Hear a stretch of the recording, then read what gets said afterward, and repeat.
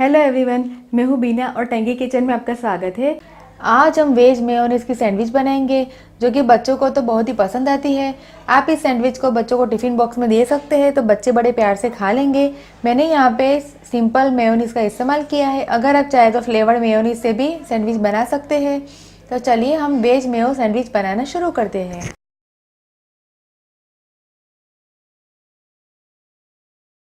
Mayonnaise veg sandwich बनाने के लिए मैंने यहाँ पे 6 ब्रेड के स्लाइस, अगर आपके ब्रेड के स्लाइस बड़े हो तो आप 4 ब्रेड के स्लाइस ले सकते हैं। 3 बड़ा चम्मच कैबेज को मैंने ग्रेट करके लिया हुआ है। 3 बड़ा चम्मच गाजर को मैंने बारीक काट के लिया हुआ है। 3 बड़ा चम्मच कैप्सिकम को भी मैंने बारीक काट के लिया हुआ है। 3 बड़ा चम्मच प्याज को भी मैंने बारीक काट के लिया हुआ है। अगर आपके पास चिली कटर हो तो आप चिली कटर में भी सारी सब्जी को कट कर सकते हैं। 1 छोटा चम्मच चिली फ्लेक्स, हरे धनिया की चटनी, 1 छोटा चम्मच ओरेगानो, नमक हम लोग के स्वाद अनुसार और 4 बड़ा चम्मच मेयोनीज और घी या फिर बटर हम लेंगे ब्रेड को सेकने के लिए। तो चलिए हम सैंडविच बनाना स्टार्ट करते हैं। सबसे पहले हम स्टफिंग बनाएंगे। स्टफिंग बनाने के लिए हम किसी बर्तन में 4 बड़ा चम्मच मेयोनीज डालेंगे। अब हम काटे हुए कैप्सिकम, प्याज, ग्रेट किया हुआ कैबेज, काटा हुआ गाजर डालेंगे।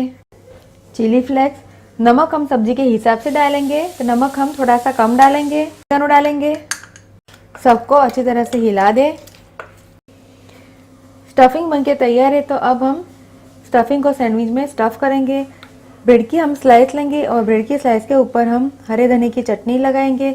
चटनी हमने तीखी ली हुई है और ब्रेड को हम प्लेट में रखेंगे और दूसरी ब्रेड की स्लाइस के ऊपर भी हम हरे धनिया की चटनी लगाएंगे और चम्मच की सहायता से हम स्टफिंग को ब्रेड के ऊपर चारों ओर अच्छी तरह से फैला देंगे। अब हम दूसरी ब्रेड की स्लाइस से हम ब्रेड को कवर करेंगे और इसे सैंडविच बनाएंगे। सैंडविच को हम प्लेट पे रखेंगे। इस प्रकार हम सारी ब्रेड की स्लाइस को स्टफ करके तैयार करेंगे।